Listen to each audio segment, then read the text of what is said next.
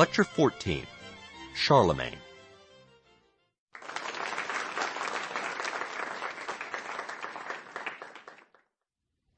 Welcome back. In our last lecture, we examined the early history of the Carolingian family, and we saw how the Carolingians began as mayors of the palace in Austrasia, one of the kingdoms of the Franks ruled over by the Merovingians.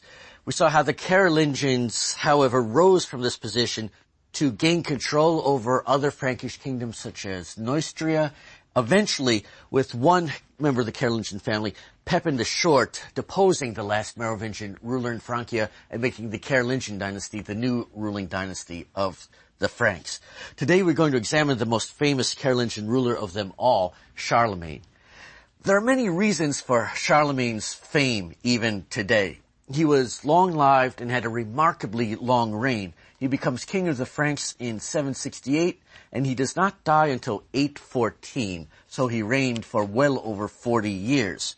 He was remarkably successful in many respects. He expands the boundaries of the Frankish Empire to include territories that not even the Romans themselves had succeeded in subduing, and he creates the Frankish Empire in a sense because Charlemagne received and perhaps himself revived a title that no Western ruler, no barbarian ruler had dared to use since 476, the title of emperor with all of its claims to overlordship over the whole of the West.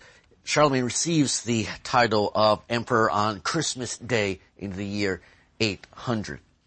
We have some sense of what Charlemagne was like as a person thanks to a remarkable biography of Charlemagne written by someone who knew him and knew him well. The author of this biography was named Einhard, and Einhard, who was an important scholar in his own right, was also Charlemagne's friend and his confidant. And in the early 830s, Einhard decides to leave a record of Charlemagne and his activities for all posterity. Einhard is in many ways not a trustworthy source of information about Charlemagne because he owed a great deal to Charlemagne personally. He had studied at Charlemagne's court. He had been given cushy ecclesiastical offices by Charlemagne. And in many ways, Einhard's biography of Charlemagne strives to put Charlemagne in the best possible light. And unfortunately for us, Einhard is very cunning and was regarded as very cunning by his contemporaries. Virtually every sentence in his biography is carefully constructed to mislead the reader or to put the best possible spin on events. And Einhard also omits a lot of information that he certainly must have known about Charlemagne, but that might have proven,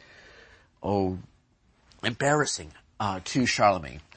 Einhard also wrote his biography not just to put Charlemagne in the best possible light, but as a commentary on events that were occurring during the 830s after Charlemagne's death and during the reign of Charlemagne's successor, Louis the Pious. And in many ways he constructs an idealized vision of Charlemagne to use as a club with which to beat Louis the Pious, who did not often take the advice of Einhard, much to Einhard's dismay. Despite the fact that Einhard's biography is a very manipulative text and a very cleverly manipulative text, nonetheless we have to rely on it for much of what we know about Charlemagne. We know from Einhard's biography that Charlemagne was a physically imposing individual who was very tall, very physically strong, although he also had a very large stomach and a relatively high, thin voice, which is surprising. We know that he liked to dress down, that he preferred to wear Frankish clothing, and that he hated it whenever the Pope tried to put him into fancy Italian clothing for important events and make him look better. Among his hobbies, he loved swimming. And he loved taking baths and bobbing in hot baths, and often he and his entourage and important members of the Carolingian government would spend long hours just bobbing around in the warm baths. He hated singing in public, in part because of his high voice, and instead he would just murmur when everyone else was singing around him.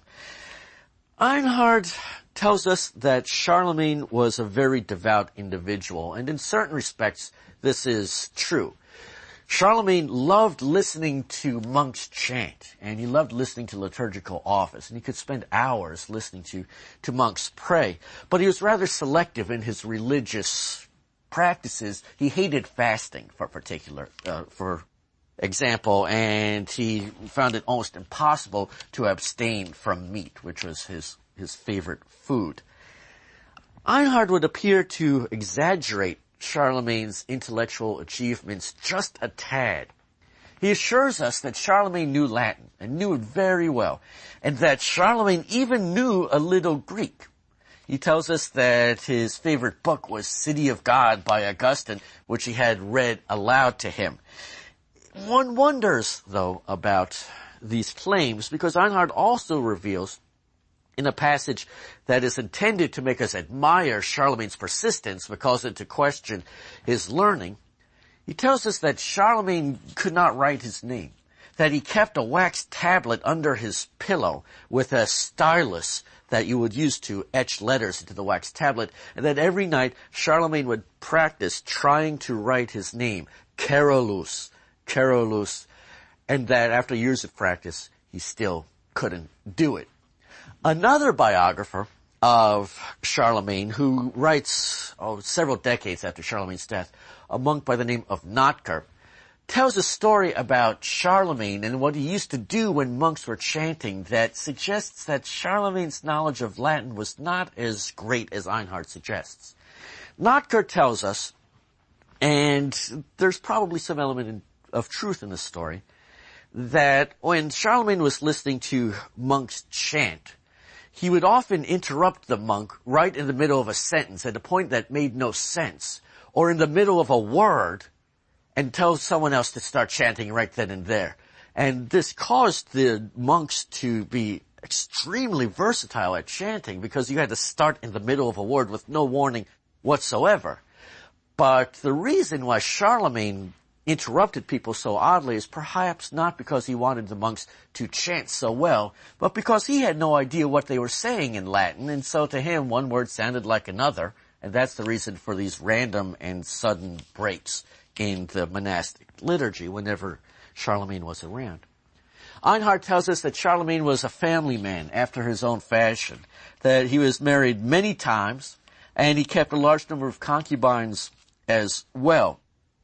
He was devoted to his children, and his relations with the son who would go on to succeed him, Louis the Pious, were indeed remarkably good by Carolingian standards.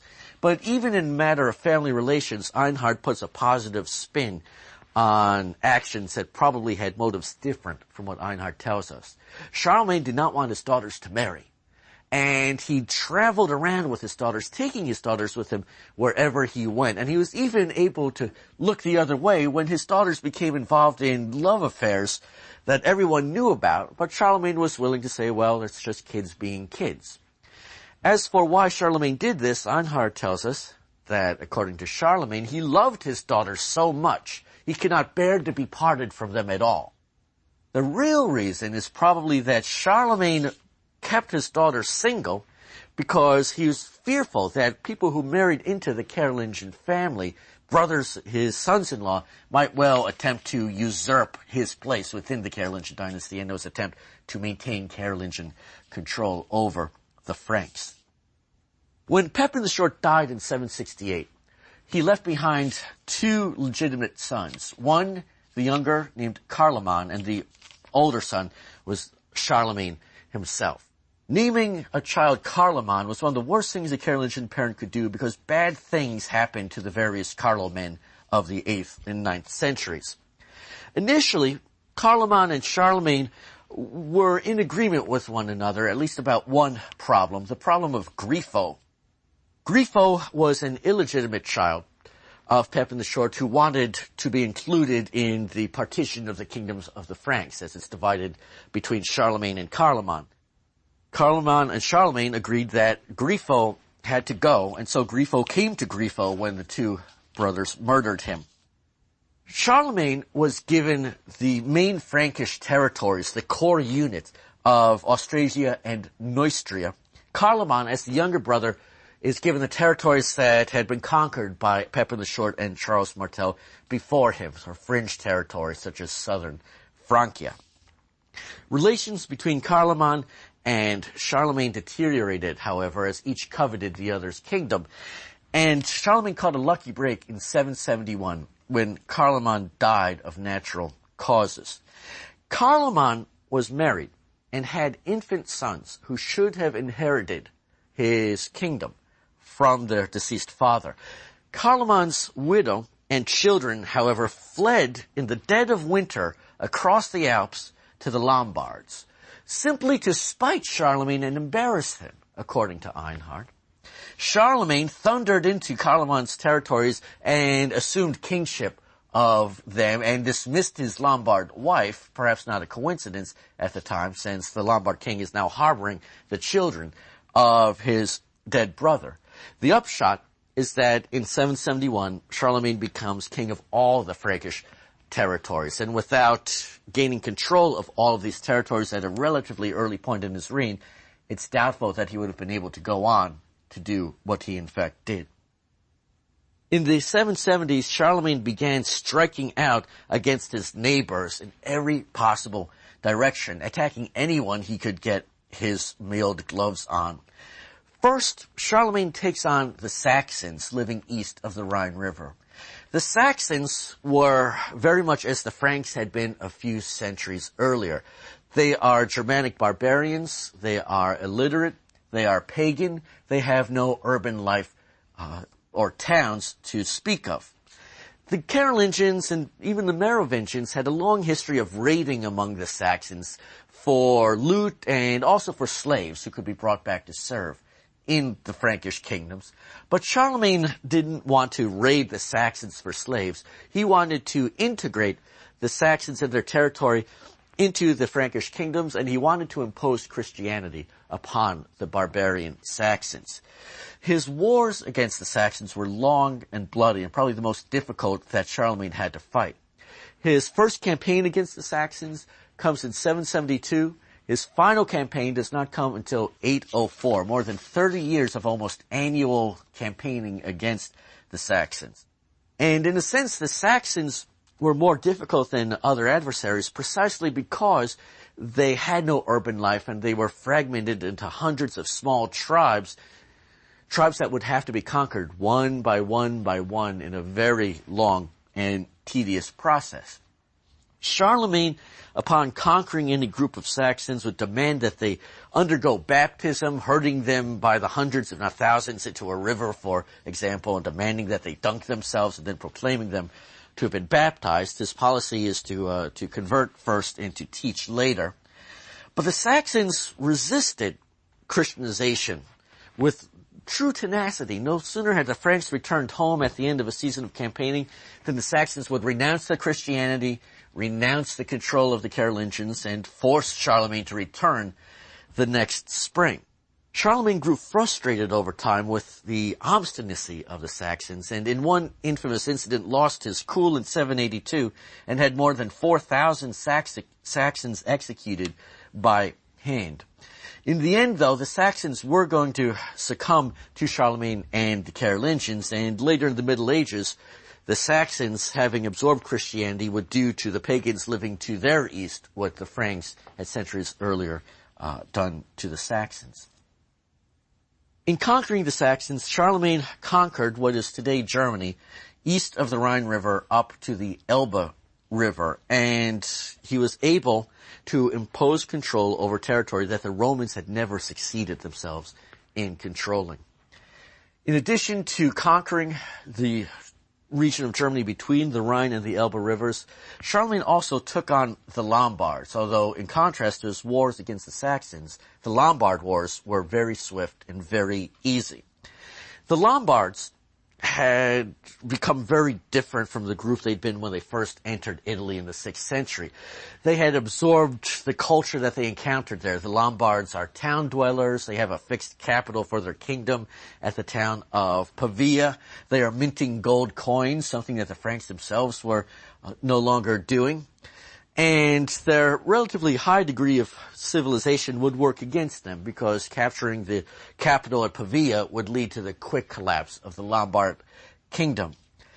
As for why Charlemagne attacked the Lombards at all in 773, Einhard assures us that it was for the same reason that Pepin the Short had attacked the Lombards back in the 750s. It was to protect papal property. It wasn't because the Lombards had sheltered the wife of Charlemagne and his children. Certainly, in fact, Einhard makes no mention of their presence in the Lombard kingdom at the time of Charlemagne's invasion in 773. It took only 1 year for Charlemagne to conquer the Lombards. By 774, the war was over, and Charlemagne was able to assume for himself the title of King of the Lombards and add it to his other title of King of the Franks. One wonders what happened to Charlemagne's wife and children. Presumably they were still there in the Lombard kingdom at the time of this conquest, but Einhard, in a moment of forgetfulness, doesn't mention them at all, and one fears and expects the worst. The conquest of the Lombard kingdom was, in one sense, a great coup for Charlemagne, because he's able to add another royal title to the title of King of the Franks, but it also made his life more complicated in an important respect. The Lombards had taken this territory from the Byzantines. The Byzantines would have liked the territory back. Charlemagne was not about to return the territory to the Byzantines despite their requests and their entreaties, and as a result, the relationship between the Byzantines and the Franks becomes more fraught than ever before. As if attacking Lombard, Italy, and Saxony was not enough, Charlemagne also became involved in affairs in Al-Andalus, or Islamic Spain. Here Charlemagne was more opportunistic. He received ambassadors sent to him in 777 from a town known as Zaragoza.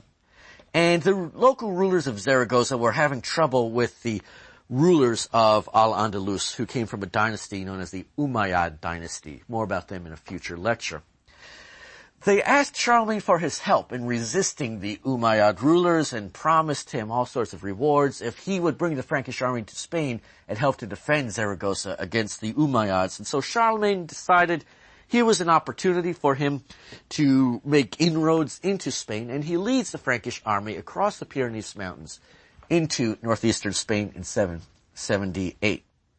This first venture by the Carolingians into Spanish politics was a disaster and Charlemagne's greatest setback. When he gets to Zaragoza, the local rulers had changed their mind about their agreement and would not allow Charlemagne into the town, saying, well, we don't really need your help anymore, you should just return. And Charlemagne has to try and slip back into Francia, but he gets caught in the Pyrenees Mountains returning. Caught not by Arabs or Berbers, but by Christian Basques in northern Spain who ambush the rear guard of the Frankish army as it's passing through the pass at Roncesvalles. The battle at Roncesvalles, or what the French would call Roncesvalles, in 778, was a severe defeat for the Franks. The rear guard is massacred, and it would have been small consolation to Charlemagne to know that eventually the defeat at Roncesvalles would be turned into a victory in a poem called The Song of Roland, who was a Carolingian official who died at this battle. Despite the humiliation that Charlemagne suffers in 778 in Spain, he did not give up on his intentions of trying to make territorial gains at the expense of the Muslims of Spain, and in 801, his son, Louis the Pious, captures Barcelona. This list of Charlemagne's wars that I've just given you against the Saxons and the Lombards and against the Muslims of Al-Andalus hardly exhausts the lists of Charlemagne's enemies, but it does give some sense of his tremendous energy, the fact that he would campaign year after year all over Europe. So impressive was Charlemagne that he's crowned as emperor on Christmas Day in the year 800 by the Pope. But there's a great deal of controversy surrounding this imperial coronation. As always, you turn first to Einhard to try and get some sense of what was going on. And Einhard tells us that Charlemagne did not know he was going to be crowned emperor that day. That when he stepped into church for Christmas Day Mass, he had no idea of what was to come. It was the Pope's idea, who surprised Charlemagne by popping a crown on his head, and then everyone in attendance miraculously broke into imperial acclamations spoken in perfect unison with no rehearsal whatsoever. One wonders about the truthfulness of this account, although it's probably not a total fabrication either. It's doubtful that Charlemagne walked into church on Christmas Day 800 with no idea that the Pope was about to crown him as emperor. Charlemagne had a keen interest in the Byzantine Empire, even though he disliked the Byzantines.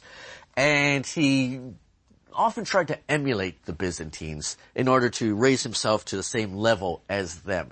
For example, if you go to Aachen today in Germany, you will see the Charlemagne's main palace.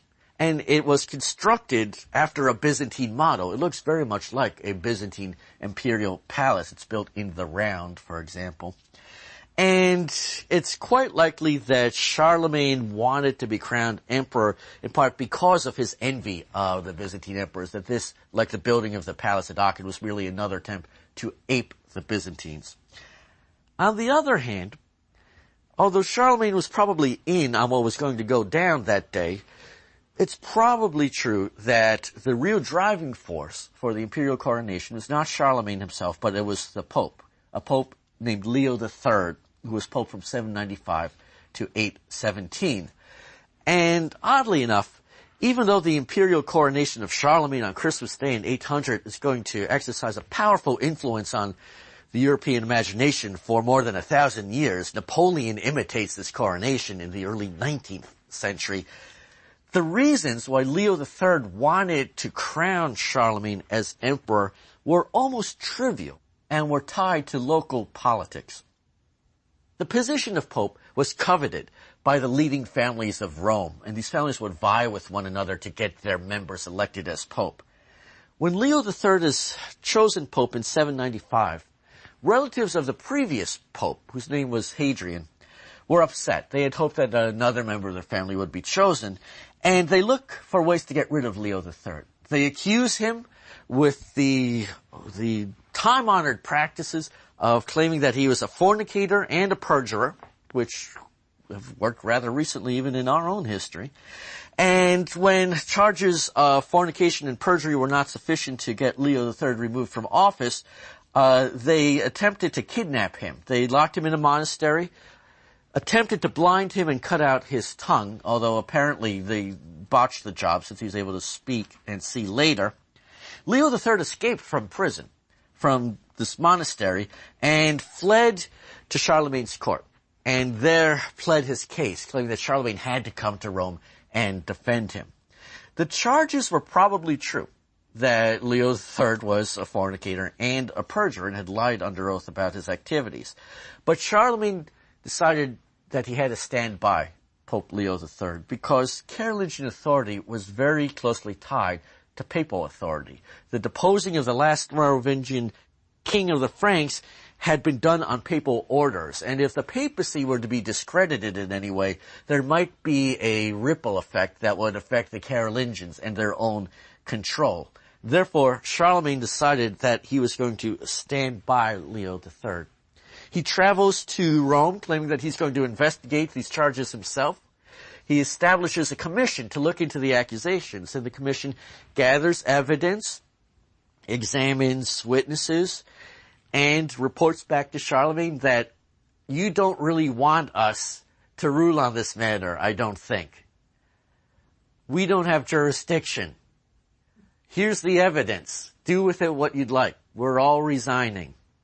Oh, okay. Well, thanks for the evidence, which is later disposed of. The commissioners save themselves by not ruling. Charlemagne claims that, well, since the commission won't tell us what's going on here, I'm going to allow the Pope to clear himself with an oath. If he will swear that he's innocent of these charges, well, then we're all going to accept this oath. And Leo III swears to his innocence on the 23rd of December, 800, 2 days before the imperial coronation of Charlemagne. There's almost certainly some connection between the fact that Charlemagne gets Leo III off the hook on the 23rd of December and Leo III crowns Charlemagne as emperor on Christmas Day. It's not clear what the precise connection is, unfortunately. Perhaps this is Leo III's way of thanking Charlemagne for having done this. Perhaps this is Leo III's way of trying to establish some control over Charlemagne. He is now utterly dependent on Charlemagne and Charlemagne's support for remaining pope, but by crowning Charlemagne as emperor, he is in a sense placing himself in a position of superiority vis-a-vis Charlemagne. Whatever Leo III was thinking, he crowned Charlemagne as emperor, and it seems likely that before 799 and before the attacks on Leo III, Charlemagne probably never entertained the possibility that he would accept the title of emperor or that anyone would want to crown him with this title. Becoming emperor conferred enormous prestige upon Charlemagne, but all it conferred was prestige because no actual power or territory goes along with the title. It's just a snazzy title that Roman emperors had once had. And in some ways, the imperial coronation of Charlemagne was going to cause him and the Carolingian dynasty serious problems in the future. One problem was the implication, an implication that seems not to have been lost on Charlemagne or the Carolingians, that the Pope was now in some sense superior to the Carolingians. Since the Pope had crowned Charlemagne as emperor, well, perhaps popes would in the future decide not to crown Carolingians as emperor, or they would withhold the imperial coronation in return for concessions. The Carolingians appear somewhat vulnerable to the papacy. Real conflicts between popes and would-be emperors over the issue of imperial coronation do not occur until the 11th century or much later. But there are signs already during Charlemagne's lifetime that he knows that he's now in a somewhat more vulnerable position. In 806, Charlemagne declared a final will and testament and made arrangements for the division of his territories among his living sons. Under the terms of the arrangement of 806, none of the sons was to get the imperial title. They are all going to be kings. They're all going to get individual kingdoms, but the imperial title is going to die with Charlemagne. And in that sense, he regards it at this point in time as sort of a personal honorific rather than as a political office that should exist, whether or not Charlemagne himself exists. However, by the time that Charlemagne died in 814, all of his sons had died except for one, Louis the Pious. And since he was left with only one son, he changed his mind about the imperial title and decided that Louis the Pious should get it. In 813, Louis the Pious is crowned as emperor, but in a manner unlike that of Charlemagne himself. In 813, Charlemagne crowns Louis the Pious as emperor and tries to wrest away the right of crowning someone as emperor from the papacy and reserve it for the Carolingians themselves. However, it was not clear that Charlemagne had the right to do this. And so, after Charlemagne's death, specifically in 816, Louis the Pious undergoes another coronation, this time by the Pope. And from 816 onwards, there's no question of who has the right to crown someone as emperor. It's going to be the Pope. As Charlemagne got older, he slowed down. He was not able to campaign against his enemies year after year the way he had been able to do as a young man. And he also suffered increasingly from physical illnesses and probably from gout. And as a result, he begins to spend more and more time in his favorite palace at Aachen. The fact that Charlemagne is growing older is rather bad for Frankish power because after 804 there are no more major conquests carried out by Charlemagne and the Frankish territory is no longer expanding. Charlemagne gets bogged down in a war against the Byzantines early in the 9th century who are still miffed at the fact that he is not only failed to return the territory conquered by the Lombards, but are even more angry now that he has taken the imperial title, which they would like to reserve for themselves. And the wars against the Byzantines in southern Italy between 803 and 812 really come to no definitive conclusion, certainly not a Carolingian victory. There's an even more ominous development. Already by the final decade of Charlemagne's life, outsiders are beginning to attack the Carolingian Empire. The Vikings have begun their raids. And even though Charlemagne's reign is later remembered as a golden age for the Carolingian dynasty, you could already see ominous storm clouds on the horizon before his death. Charlemagne is famous because he assumed the imperial title, and he is famous because he extended the boundaries of the Frankish Empire as far as they would ever get. But he's famous for other reasons as well. Despite the fact that he can't write his own name, despite the fact that he probably doesn't understand Latin, he had a genuine interest in religion and in scholarship, and he became an important supporter of ecclesiastical reform and of scholarship. And so in our next two lectures, we're going to turn from the history of the Frankish Empire and the Carolingian dynasty to the religious and the intellectual life of Carolingian Europe.